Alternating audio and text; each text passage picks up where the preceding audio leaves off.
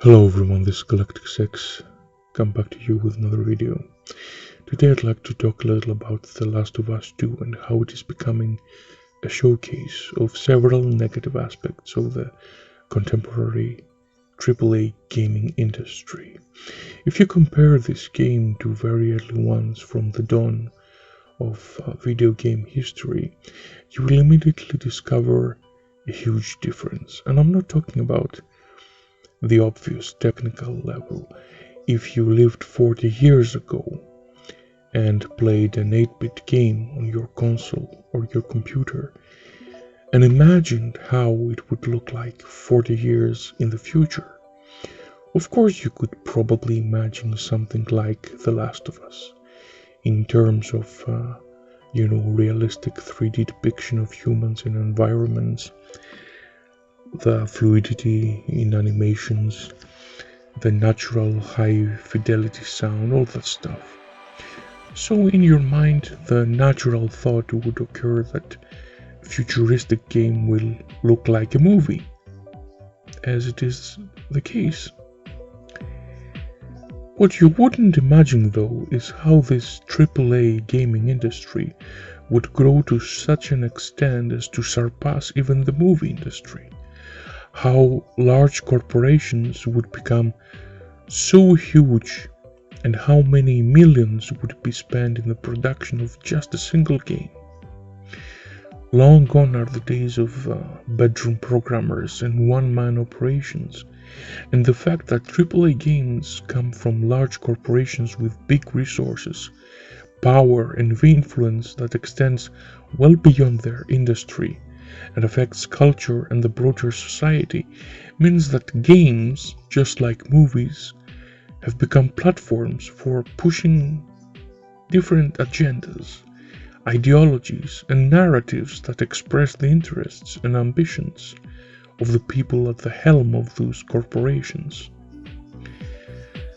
So unfortunately, the cancer of politics has invaded video games, and in the case of The Last of Us 2, it seems to have a very negative impact on the quality of the story.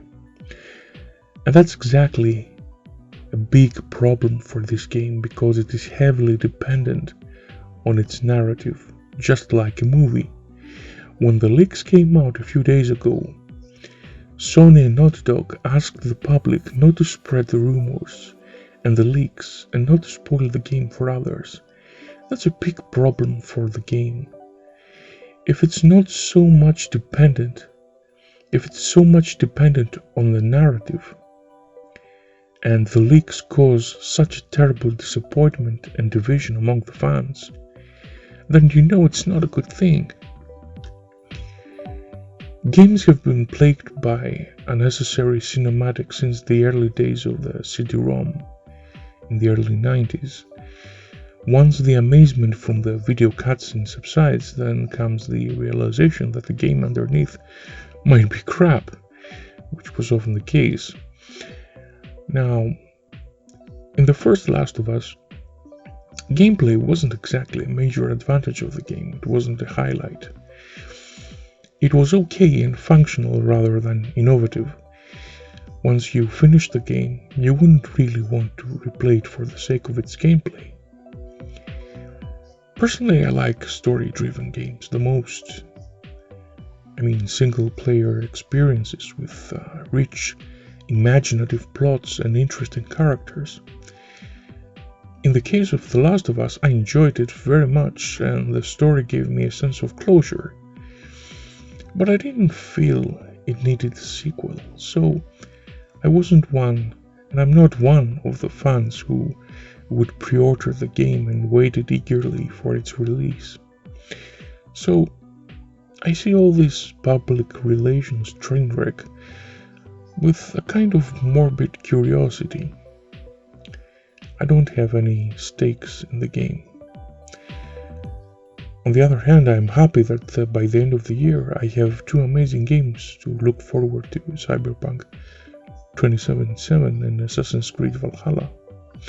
But if you are a fan of The Last of Us, I would be interested to reading your thoughts about part 2 in the comments. What are your concerns, and if you hope things will turn out for the better? This is Galacticus X signing off. Until next time, take care of yourselves. Bye.